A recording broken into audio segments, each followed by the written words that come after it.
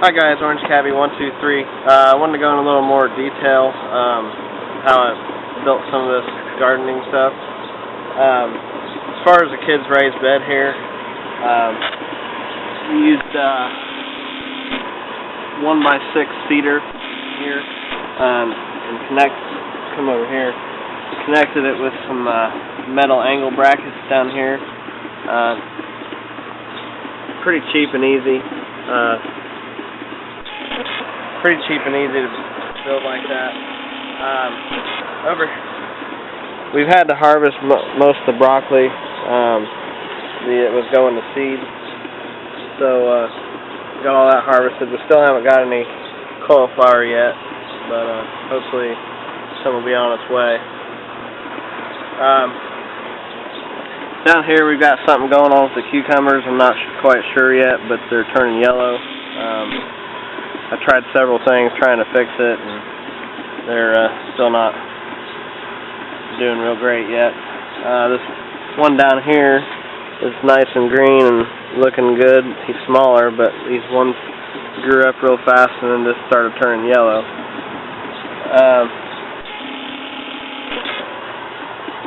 Down here, same thing with the tomatoes. They're all kind of turning yellow. They've got blooms and all that on them.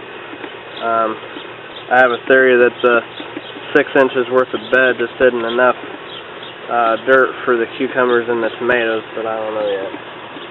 Everything else seems to be doing really good in it. Come over this way, I'll show you a little bit more about how we did the big garden. Over here in this garden, how we built these things here, these are 2x2 furring strips. I would suggest if you go looking at them that you are extremely selective. A lot of them are pretty knotty. Then the uprights are 6.5 foot tall. They're buried in the ground a little ways. Sharpen the edges of them so they go in better. And used another piece of wood with the mini sledge, hammered them down on there. As far as the top pieces, it's the same thing. If you look up here, hooked in just a galvanized roofing nail and hooked on a piece of tomato twine, and brought it down here next to each plant. These are 1x1 stakes. They're about 6 inches long that we put in the ground and connected a string to that. And then as they grow up, you trim off all the suckers and wrap the main stem around it as it goes. As far as all the mulching that you see in the walkways, it's all cardboard, and then cardboard or newspaper, and then just laid straw on top of it. Breaks down, and then once it breaks down in the fall, you can till it up with a tiller and fill it back on top of the beds to help those out. Over here I left 2 beds unwatered just to show you the difference of what mulching can do for you. Over here, as you can see, the ground's really dry. It was actually still damp this morning. Over here around these watermelon plants where I've mulched, if you pull back the newspaper and the straw, and you can see that dirt's all still nice and wet in there. And I haven't watered this at all today. Last time I watered it was last night, which was the same time I watered this bed over here.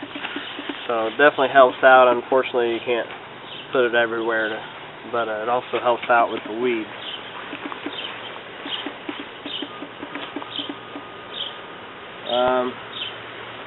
If we go over here, I'll show you a little bit more of what the stakes look like that we used over there.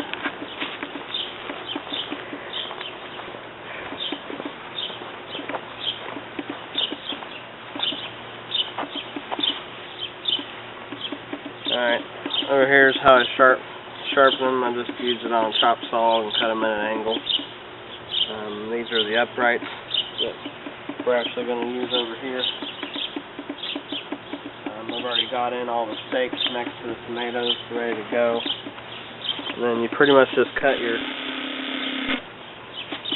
these two top pieces to fit whatever length you end up needing, and you do a half lap cut where basically you cut halfway through one of them, halfway through another, and you overlap them on top of each other, screw them together. Just kind of as far as growing the tomatoes the different ways that I did. These tomatoes, all these here, were actually planted at the exact same time as these in the buckets. If you look, the ones in the buckets are doing much better. They're all a lot bigger than the ones that I started in the ground by themselves. These also came out of the same 4 packs as what the ones in the ground over there did. Oh, did want to show you 2 more things.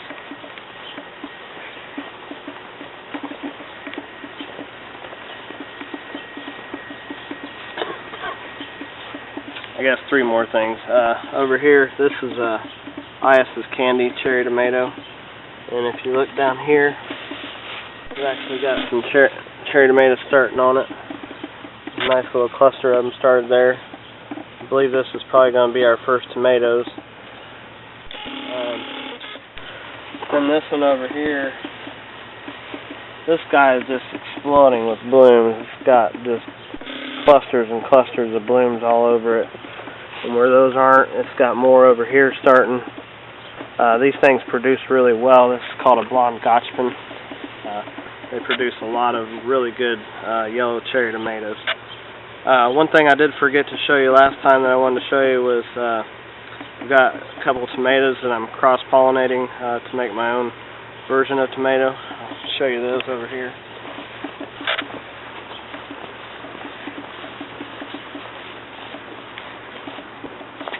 This one here is is a Brandywine, Suda strain Brandywine, and this one here is a black from Tula. I actually did an experiment on these 2. The Brandywine is grown in completely Pro Mix organic potting soil that has mycorrhiza built into it, whereas this one is just a regular potting mix with some compost in it. I'd definitely say the mycorrhiza makes a big difference in the way the plant grows. The stalk on this thing's just gigantic. But these are the 2 I'm going to cross-pollinate with each other, and as far as I know, the 2 have not been crossed yet.